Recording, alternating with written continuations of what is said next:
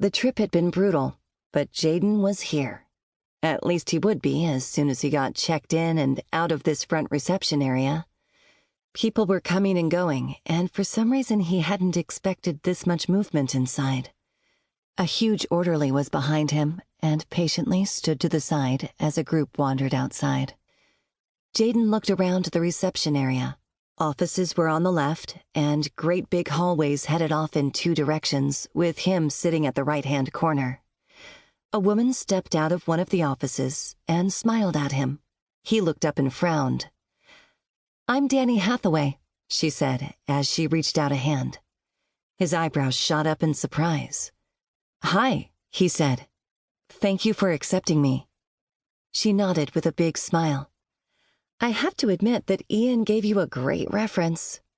"Yeah," he said. "He gave you a really big reference, too." "I have your Hathaway House introductory packet here," she said. "Let's get you settled into your room." She led the way down the hallway, and he followed, only because the orderly behind him was pushing. Jaden wasn't sure he was up for much more than that. The pain in his right shoulder was agonizing, and he was leaning away from it by constantly slouching in the wheelchair. He had been told before how that wasn't a good thing, but it's pretty hard not to favor his right side. "Let me tell you a little bit about how the process here works," she said. He listened intently, accepting the welcome folder and iPad as they walked. He'd heard some about this from Ian, and so Jaden understood a full team would look after him, and everybody would come to see him after he'd procured his room. When he had told Ian the good news, Ian had spent hours on the phone with him, filling him in on how the system worked.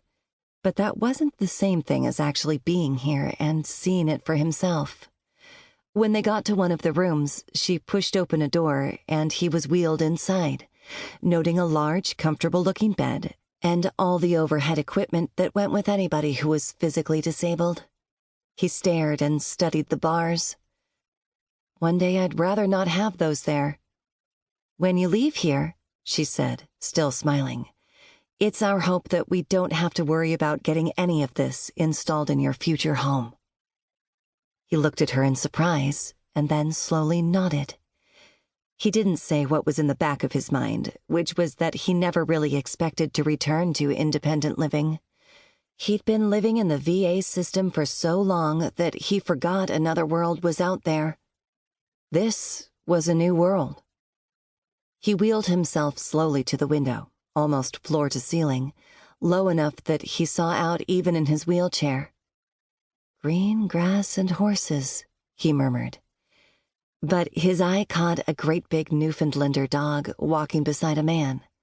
And the dog, although it only had 3 legs, didn't appear to be impeded at all. "And injured animals," he muttered. He shook his head. "You've put together quite a place." She smiled a warm, all-embracing smile that had him settling back and relaxing that much more. "It's been a labor of love," she admitted. "My father was in a similar situation to you and was not getting the help he needed. We decided that we had to do it ourselves then." "This all came out of helping your father?" he asked in astonishment. She smiled and nodded. "That's exactly what happened. And once you start down that pathway, there's no option to get off. It was a merry-go-round for a long time. Now it's as well-run a business as we can possibly make it." He placed his tablet on the nearby nightstand, and Jaden realized that the orderly who had brought him in had long gone. Danny asked, "Is there anything else you could use right now?" He groaned and said, "Honestly, I'd like to get out of this chair and up onto that bed, and I'm not sure when meals are delivered." But then he stopped and frowned. "Or do I have to get my own?" "Not today you don't," she said. "And in fact, not any day, if you're not able." Just hearing that last word had his back stiffening. "After a long trip, we don't expect anybody to make it down there on their own. However, if you would like to get a tour, I'd be happy to take you."